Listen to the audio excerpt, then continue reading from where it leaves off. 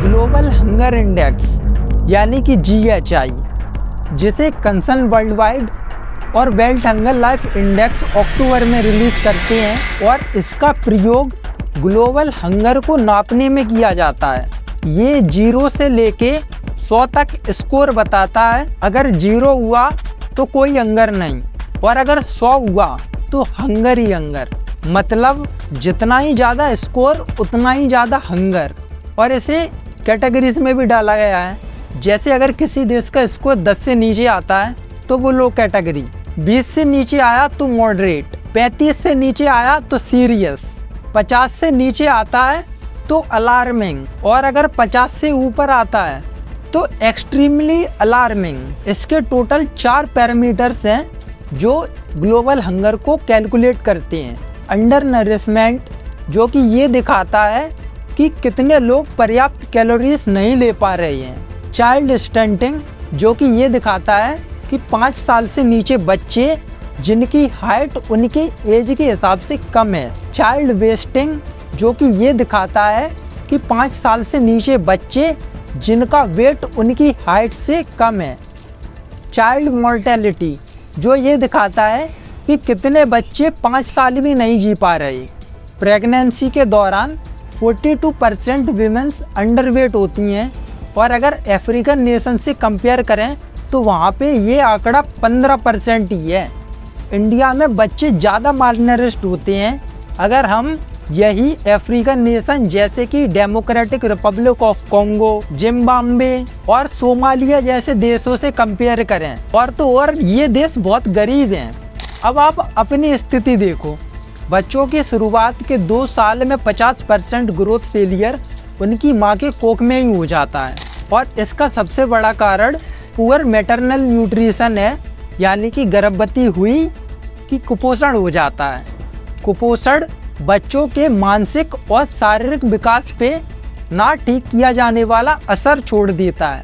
6 महीने से लेके 5 साल तक के 67% बच्चों को अनीमिया हो जाता है, जिसके चलते उन्हें थकावट, कमजोरी और जल्दी सांस लेने जैसी बीमारियां होने लगती हैं। हमें जितना ज़रूरत है उससे भी ज़्यादा अनाज उगा रहे हैं और फिर भी हम भूखे मर रहे हैं। ऐसा क्यों? ज़रा इस इमेज को देखिए।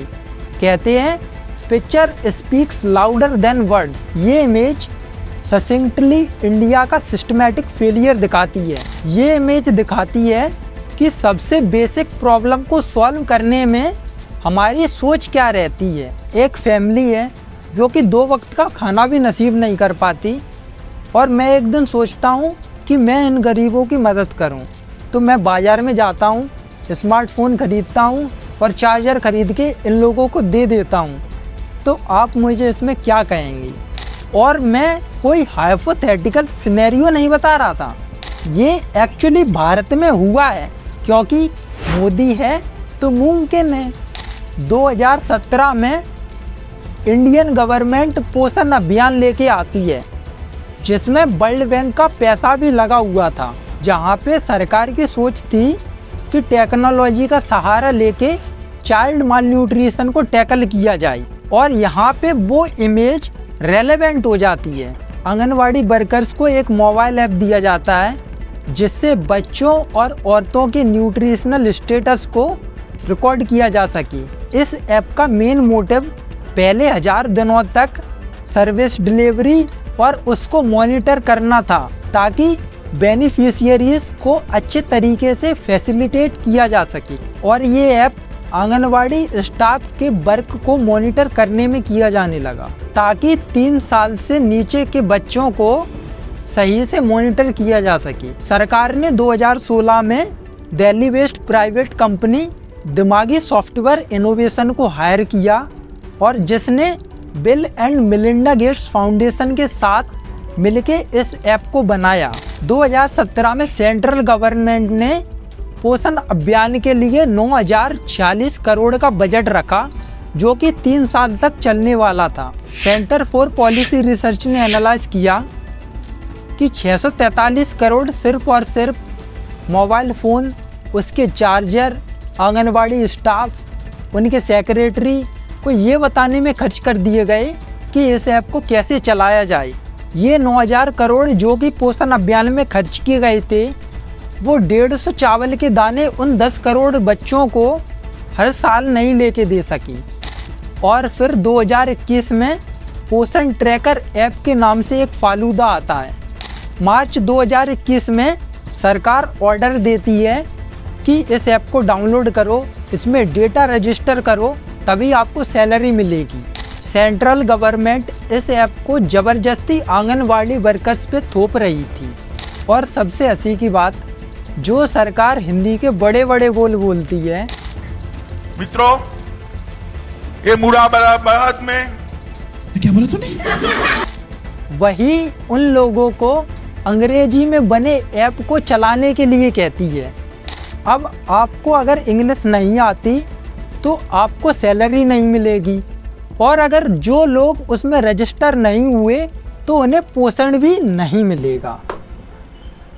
दरअसल इसका नाम पोषण ट्रैकर ऐप नहीं, इसका नाम लूज मोशन ट्रैकर होना चाहिए था, जो कि इस पे बहुत सूट करता है। इकोनॉमिस्ट रितिका खेर कहती हैं कि जो बजट बच्चों को न्यूट्रिशनल सपोर्ट देने में किया गया, उसे इन लोगों ने निचोड़ लिया।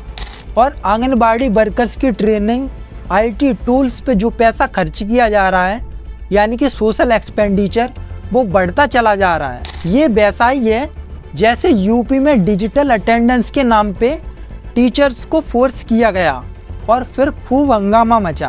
हमें तो जबरदस्ती है कि हमें समर वेकेशन दिया जाता है और उसमें भी हमें बुला ही लिया जाता है। The thief fear thieves above all else. और क्या ये इंटेंशन भारत सरकार द्वारा किए जाने वाले हर एक काम में रिफ्लेक्ट नहीं होती?